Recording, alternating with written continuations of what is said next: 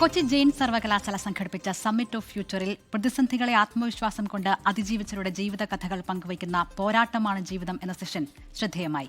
മരണത്തെ മുഖാമുഖം കണ്ട നിമിഷങ്ങളിൽ നിന്ന് ജീവിതത്തിലേക്ക് കരുത്തോടെ തിരിച്ചുവന്ന 4 പേർ തങ്ങളുടെ അനുഭവങ്ങൾ വിദ്യാർത്ഥികളുമായി പങ്കുവച്ചു.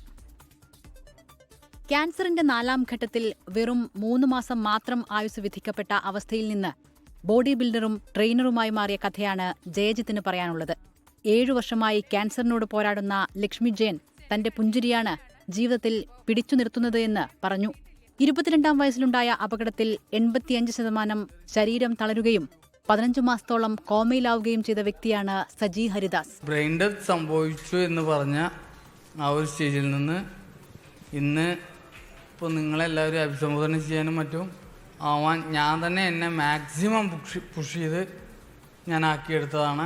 ഭർത്താവ് ഉപേക്ഷിച്ചതിനെ തുടർന്ന് കരിങ്കൽ ക്വാറിയിലും റോഡ് പണിക്കും പോയി മക്കളെ വളർത്തിയ ശാന്തിപ്രിയ ഇന്ന് സിനിമാ രംഗത്തെ വസ്ത്രാലങ്കാര മേഖലയിൽ സജീവമാണ്. 3 മക്കളുടെ അമ്മയായ ശാന്തിപ്രിയ മക്കൾക്കൊപ്പം അനാഥാലയത്തിൽ കഴിഞ്ഞ മറ്റൊരു കുട്ടിയെ കൂടി കുടുംബത്തിനൊപ്പം കൂട്ടി. ഞാൻ ജീവിതത്തിൽ ആദ്യമായിട്ട് പോയ ജോലി കരിങ്കൽ പണിക്കാണ്. ഞാനൊരു സാധാരണക്കാരിയാണ്. ഇപ്പോഴാണ് ഫിലിമിലേക്ക് വന്നത്. ഞാൻ കരിങ്കല്ല് പണി, റോഡ് പണി, കെട്ടിടത്തിൻ്റെ പണി ഇതിനൊക്കെ പോയിട്ടാണ് ഞാൻ മക്കളെ വളർത്തിയതും. ഒരാളെയും ആശ്രയിക്കാൻ ഇതുവരെ പോയിട്ടില്ല. 4 പേർക്കും പറയാനുള്ളത് പോരാട്ടത്തിന്റെ കഥയാണ്. ജീവിതത്തിലുണ്ടായ ഏറ്റവും മോശം അവസ്ഥയെ പ്രചോദനമാക്കി ഉയർത്തിയതിന്റെ കഥ. ജീവിതത്തിൽ തോറ്റുപോയി എന്ന് തോന്നി മാറി നിൽക്കരുത് എന്ന് പഠിപ്പിക്കുക കൂടിയാണ് ഇത്തരം സെഷനുകളിലൂടെ Jain summit of future. 24 Kochi.